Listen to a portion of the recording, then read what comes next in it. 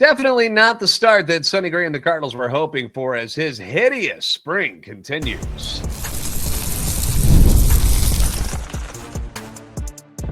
You are Locked On Cardinals, your daily St. Louis Cardinals podcast, part of the Locked On Podcast Network, your team every day. Hey there, Cardinals fans. I'm JD Hafford, and I'm your host for Locked On Cardinals, part of the Locked On Podcast Network, covering your team every day. You can follow me on X at JD Sports Radio. You can follow the podcast at LO_Cardinals. We're also on YouTube. Make sure you like, subscribe, and comment, and hit that notification button so you know when new episodes are posted, as well as those shorts that we like to put out, and also available on TikTok and Instagram as well at Locked On Cardinals. This is a show serving Cardinal Nation and giving the best fans in baseball all of the info about the birds on the bat. Today's episode is being brought to you by FanDuel. Right now, new customers can get $200 in bonus bets when your first $5 bet wins.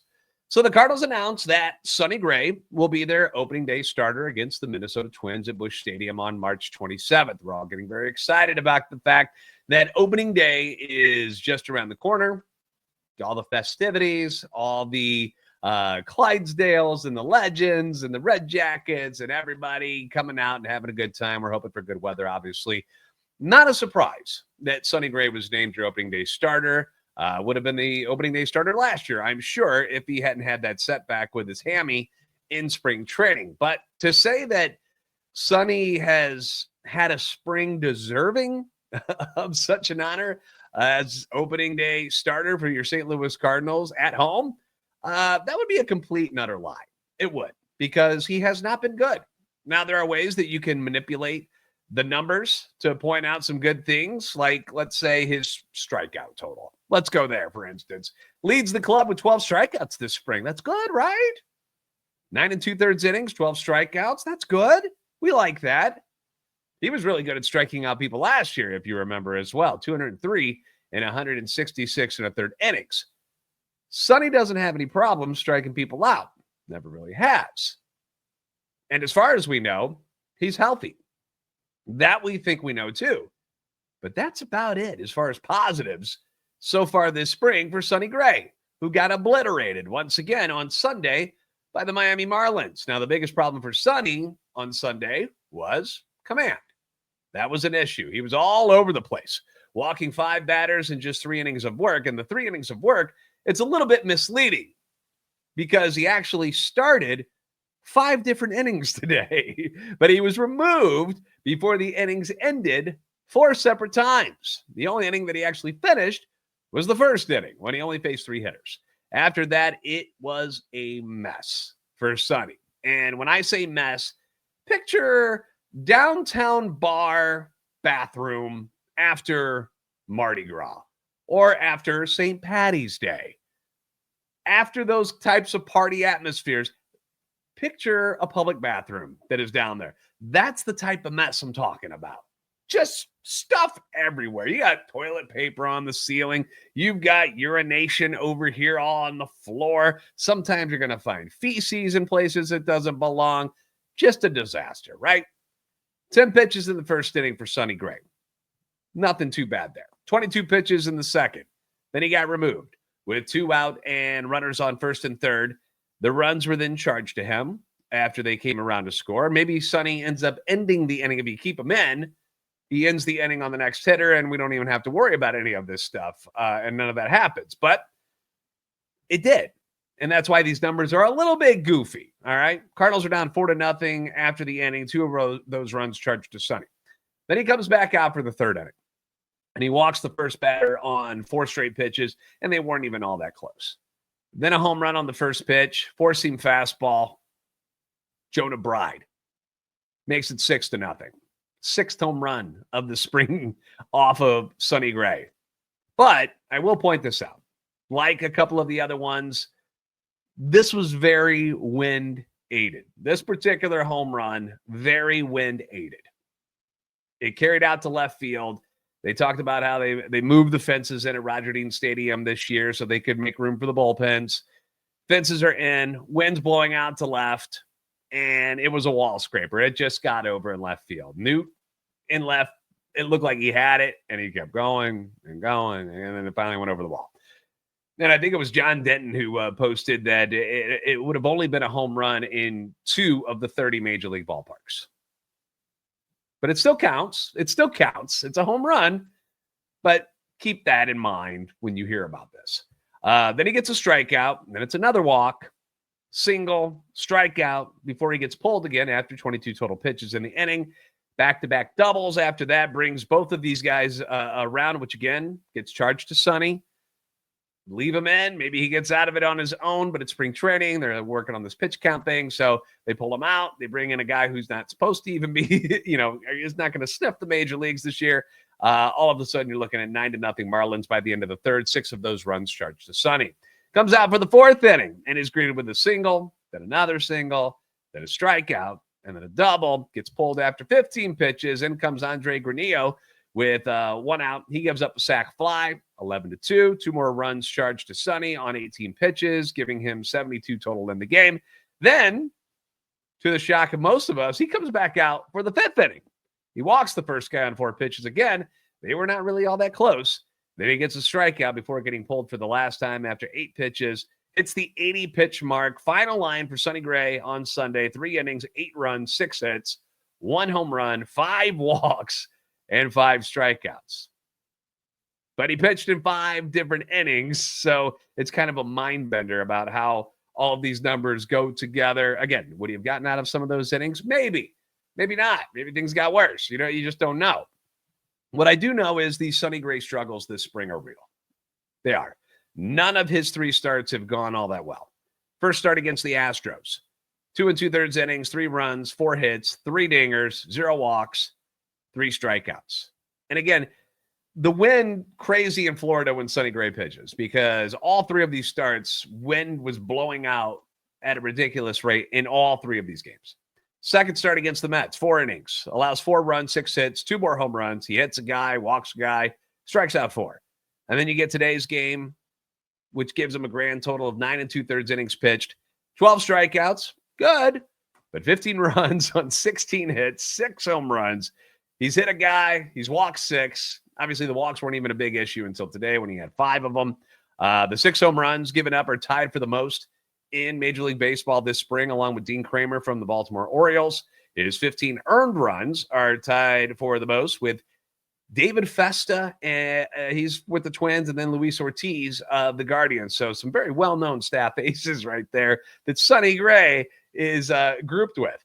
Then his 16 hits are the 6th most, tied with a few guys there. It's just been an ugly spring so far for Sonny, and you could see the frustration in Sunday's game. You could see it on Sonny's face and his mannerisms during the game. Did not look all that comfortable, although he really never does because he's always twitching around and stuff. But give credit to the Marlins, too, who took some tough at-bats against him and made him work hard. The Marlins scored, I think it was 12 runs in their last game against the Cardinals, 11 more today. They're picking up on something that the Cardinals are doing and hitting them pretty well. So should we be worried about Sonny? I mean, I'm not pressing the panic button, but I am leaning over towards it a little more than I would be normally. I mean, let's face facts. Sonny Gray is not getting any younger. This is not a 28-year-old who, still has a couple of his prime years ahead of him. He's he's on the back 9, that's for sure. And we've learned the hard way as Cardinal fans in recent years that some of these guys, they hit an age wall and then it just goes, boom. They just fall off the map. So I'm hoping that's not what's going on with Sonny Gray here. I mean, the velo and stuff still seems to be fine. Movements seem to be fine, but he's getting hit, and he's getting hit hard.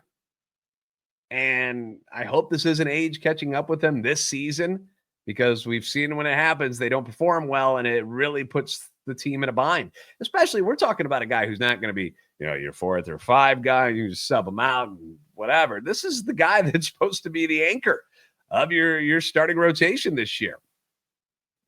And we've got some ugliness going on. So still some time to get things right and be ready for opening day, but not a lot of time. Not a lot of time. We keep saying that, but it's getting close. One of the big positives, though, from last year and this spring has been the bullpen. That we can say for certain. And it appears that we've got our group for the Cardinals set to go after some transactions this weekend. So we're going to discuss those next coming up on Locked On Cardinals. March Madness is here. And FanDuel is giving you the chance to get in on the action like never before. Right now, new customers can get $200 in bonus bets. When your first $5 bet wins, that's $200 extra bucks to use on everything from buzzer beaters to Cinderella stories and even who's cutting down the nets. We've got Selection Sunday here. We're figuring it all out. You're going to start filling out your brackets. And one of my favorite things when it comes to the tournament is picking underdogs. That's fun for me. You know, I very rarely am I rooting for any of the top seeds in the tournament. I want to see a team that's on paper that really has no business being in the Sweet 16 or in the Elite Eight or, Final Four or championship game. That's who I want to see. I want to see something like that. I want to see them competing with the big schools and trying to pull off the upset. And FanDuel makes it easy to not only back them, but you can bet on the spread, you can bet the totals, you got the game props that are going on as well. And with tournament games happening almost every day, there's always something exciting to bet on. The FanDuel app is simple to use, and when you win, you get paid instantly. No waiting around. So visit FanDuel.com and get in on the college hoops action all tournament long.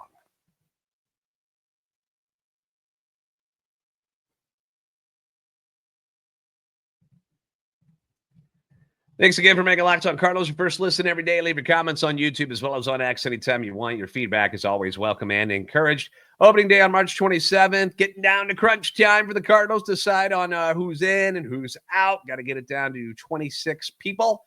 It's a 26-man roster for those of you who don't know. And the good thing about spring training this year is that there's been a lot of healthy competition among their younger players that has made some of these decisions pretty darn difficult for Ali and Mo and the boys, particularly in the bullpen and for the bench roles. You know, you kind of had an idea who the starting nine were going to be, and as long as everybody stayed healthy, everybody's kind of in the places that they need to be. But when it came to the bullpen and when it came to bench roles, there were some battles to be had. And what makes these battles so intriguing, at least to me, is that it hasn't been because guys have been so bad that, you know what I mean, where you're choosing out of people who aren't really all that good, and you're like, well, I mean, do we go with this guy? I mean, he kind of sucked too.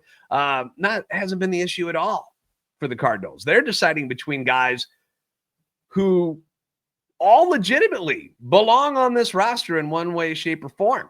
You know, they're making decisions on guys who have pitched really well or hit really well.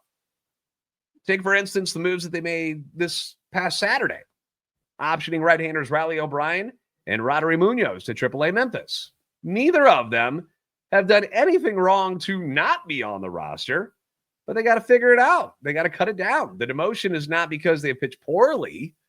It's just that other guys have pitched as good, if not better, this spring.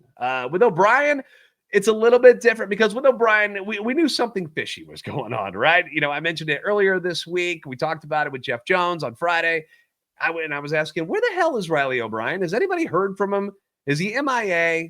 Is he in witness protection? What has happened to Riley O'Brien? Where has he been?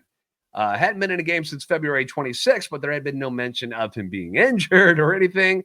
And when there's radio silence about a guy like O'Brien who's dealt with some injuries, you just kind of get the sense that there's something up. They're hiding something. Something has gone down, and we don't know what.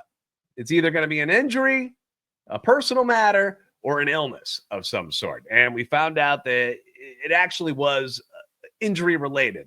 A bump in the road is what O'Brien called it. Basically, felt some discomfort in his elbow. There was some soreness there after his last game on the 26th. And according to Derek Gould at STLtoday.com, he did not go for a scan of the joint because of how the elbow immediately responded to rest and treatment. But it took some time to restart his throwing so he could get back in relief. So basically what went down, didn't feel all that great. They started before freaking out and going into scans and stuff. They were like, well, let's see how it reacts to this.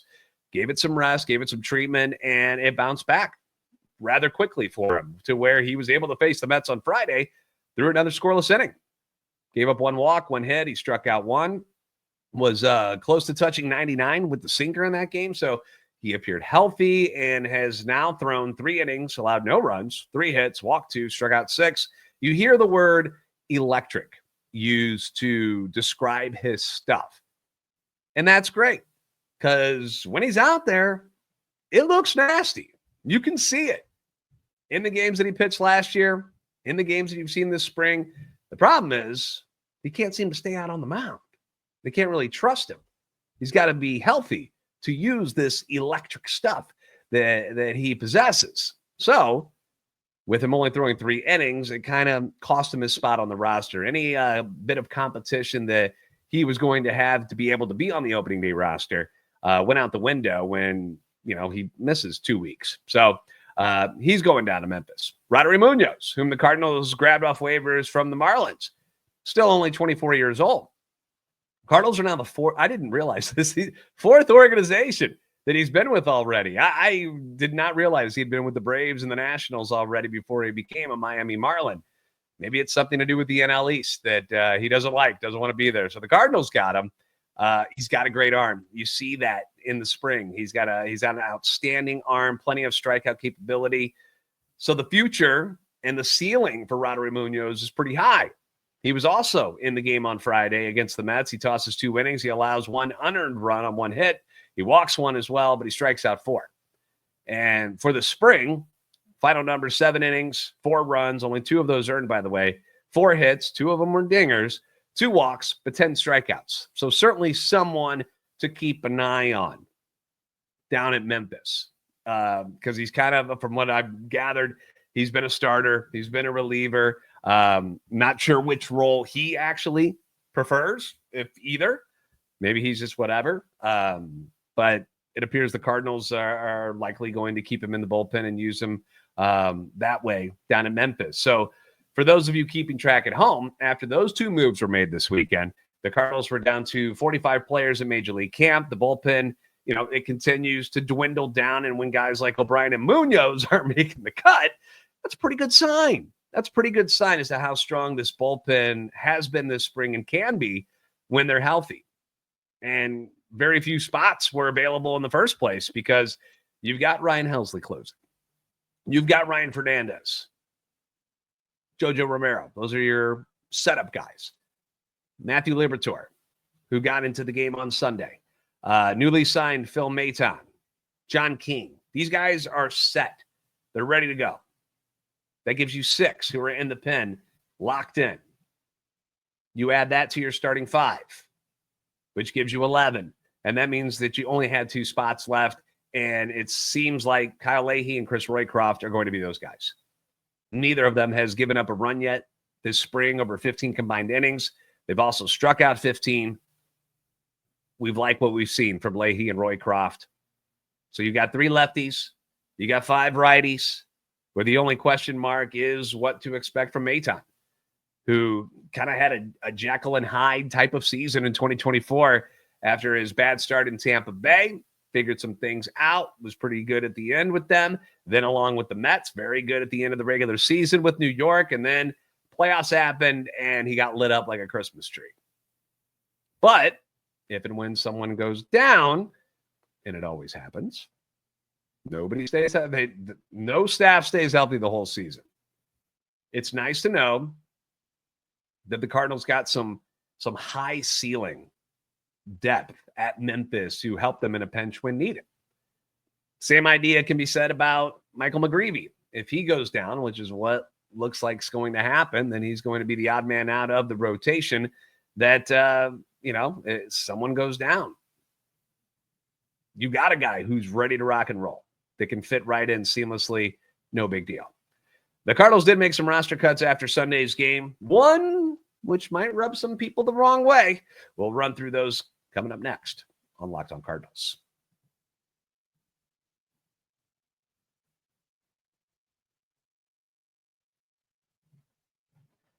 Thank you again for making Locked On Cardinals your first listen today. For your second listen, find Locked On MLB. Baseball guru Sully brings you a daily blend of humor and baseball, keeping you updated on all the teams during spring training and up to opening day. You can find Locked On MLB on YouTube or wherever you listen to your podcast. So the Cardinals may have solidified their bullpen. We think we know where everybody fits there. But the bench roles That's still something that has yet to be completed. The team made a number of cuts on Sunday, reducing their spring training roster to 31 players, with 13 players moving over to minor league camp.